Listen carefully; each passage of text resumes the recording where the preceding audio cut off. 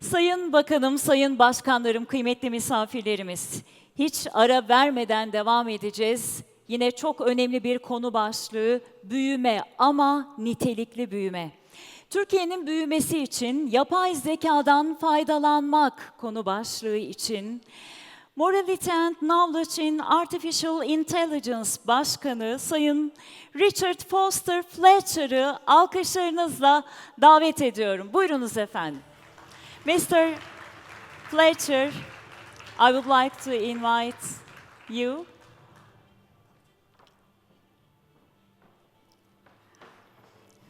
Welcome. Thank you so much. Thank you too. Now we will start. Floor is yours. Thank you so much. Good morning. It's wonderful, such an honor to be with you and to hear about the ambition and the enthusiasm and the caution that's expressed around artificial intelligence in this country. Congratulations on bringing everybody together for this important event. I guess in some senses, I want to set the scene a little bit today. I'll be talking predominantly about generative AI, and I'll be focusing on something slightly different to what we've been hearing so far. It's incredible to hear about the work going on in health, and there'll be similar stories, of course, in energy and agriculture and manufacturing. And those are vitally important for any country, particularly this one. I've traveled around the world, I've spoken with many governments, and they would do anything to have a message like this from the top officer in their country. They would love it, and you have it. You have the top down and the bottom up here, and the ambition to do something with it. So I know that I'm in the right place. We're talking about AI, the future AI of tomorrow, but of course, as the Deputy President said, it's very much here. We can all admire what they do in the United States, and the stats are right in front of us here. Half of the companies in the US have adopted large language models, are using generative AI, with a further 30% planning to use it in the near future. So we're talking about 80% of US companies harnessing the power of AI now or in the immediate future. So we know the opportunity is here. So how do we harness it here in Turkey? And I think the key, and I've said this around the world, is that when we think about artificial intelligence implementations, the overwhelming majority of those are going to be the use of generative AI in everyday companies. And when we think about the economy here in Turkey, 3.2 million small to medium enterprises. And I think the key word there is that is the backbone of industry in this country, contributing 99.8% of the companies, 64.5% of the contribution to business turnover, and 73.8% of jobs. That's what we're describing when we talk about industry and the economy here in Turkey. And I'll say it again just to reinforce that. Remember this very, very clearly. The majority of AI implementations and deployments, both here and around the world, are simply going to be companies starting to use generative AI. We're talking about Gemini. We're talking about OpenAI, Claude, Perplexity, the list goes on. And these are phenomenal products. Remember, we're talking about a product that either is free or something like $20 a month that's had $11 billion invested into it when we talk about ChatGPT. A further $100 billion are likely to go into it from Microsoft. What a tool. What an opportunity for everyday businesses and, of course, for our students. And I don't need to tell this audience here, I'm sure, about the power of these technologies, but the three things I pull out are automation, personalization, and productivity. Accenture, McKinsey, others, they talk about 30% increase in productivity from companies that adopt the use of tools like ChatGPT. And that's where this number, I think, will come from. The ambition, as I read it in Turkey, is to be a top 20 country for artificial intelligence, for AI to contribute 5% of the GDP. And that's where it's going to come from. That productivity, I believe, is where you're going to get this $45 billion increase in GPT from. So, what are my recommendations to do that? Well, we talk a lot about upskilling.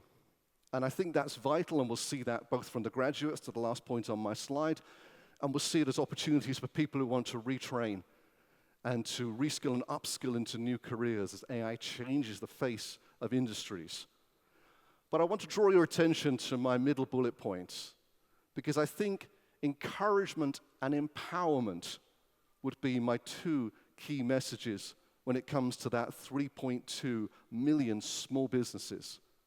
They don't necessarily need to upskill. The clue's in the name, Chat GPT. You just got to chat with it. But they do need to have a path that takes them there. They need to know what they're dealing with, what the risks are, what the opportunities are, how to get started. Simple things, really. Uplifting an entire nation, I think, in one of the easiest ways possible. I'm not just here, though, to champion AI. I'm here to present a considered view as well. My organization, MKAI, it stands for Morality and Knowledge in Artificial Intelligence. And you'll note that we put the morality right at the beginning of that. So some of those considerations. Let's be very, very clear here what we're talking about. We're talking about large language models and generative AI that was not developed here. It wasn't developed in the UK either. The majority of those, of course, are US platforms, and they've been built on this data. So we need to get real about that. The internet is primarily consisting of English language websites. Most of the traffic goes to American companies. It would concern me, living here, to think about the flow of data between my country, my organization, my personal life, and some of these platforms. I absolutely believe we should use them, but I believe we should always do these things with our eyes open. So there's a lot of different considerations around risks in artificial intelligence, but I draw our attention to three areas of it today. Fundamental risks, things right here, right now that we need to be very, very aware of. Operational risks, and then theoretical risks. I spend my time exclusively on the first two. So let's have a look at number one, fundamental risks. And I'm relating this primarily to what I've been talking about in terms of the SMEs and generative AI. And to make the language barrier a little bit easier, I've put this in words on the slides as well. So let's be very clear here. If we have large language models developed by companies that are outside of the EU and outside of Turkey, that have built these models on websites that don't represent Turkish customs and culture and so on, then we've got a recipe for something not quite right. And it's not just inappropriate, but it's risky. And we have a sort of a risk to sovereignty, I think, from using tools like this. We have almost a sort of colonization of AI in a different way to what we've seen in the past, and hopefully hugely more positive than what we've seen in the past, but it's still there. It's still a homogenization that may or may not represent the people and the businesses using these applications. And just simply, is it relevant? Is it as useful as we hope it's going to be when it's applied into local businesses and cultures? So some considerations to overcome those. But what are the opportunities to train models here? I know that we're graced in the presence of some fantastic technology companies today, and we can only admire what they do and what they bring into the world. But what can we do here? What can we train here? And what are the opportunities, of course, around open source and creating your own models that can be used, that can be far more representative? I haven't got enough time today to go through all the sorts of ideas around regulation and legislation, but absolutely there needs to be a clear view on what matters. What is governance? What matters in terms of privacy? What sort of regulation is needed here to protect the companies and organizations that want to use these tools? Number two, operational risks. One of my favorite topics, the future of jobs, the future of the workforce. There is this idea that I don't necessarily agree with, that we're going to see an increase in the number of jobs. I don't believe that's true. I think we're going to see an increasing number of technical roles The opportunity for people who want to skill up is immense, but as we know, not everybody can or will be able to cross that chasm. That's a big risk. And also, I think that the number of those technical jobs is going to outnumber the number of jobs that we have now. And if you don't believe me or you're not sure, then go to ChatGPT and ask, what are the jobs at risk from AI? And have a look at that list. Then say, what are the jobs to be created by AI and look at that list. And then compare the two and look at the disparity. And one of the clear things that you will notice is that the jobs before and the jobs after are not the same in terms of the education and the degrees and technical background that are needed to do those two types of jobs. And that creates this gulf. And so not only do we have outdated skills, not only do we have a risk of a dissolving middle class and a widening inequality, but also just think about that gap as well.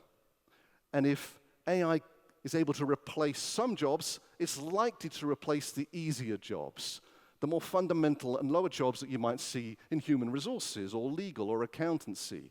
Okay, that's fine. But now we have graduates coming out of universities, and those jobs are no longer there. So how do they make that leap when the baseline jobs have gone?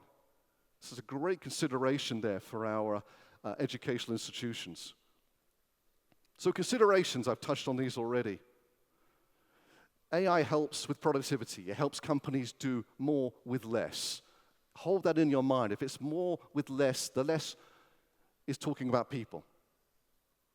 But I don't see that as a downside. I think actually where AI might not create jobs, it creates opportunities. So if I was running a country, if I was running a company, I would be looking at how do we create more companies rather than how do we create more jobs.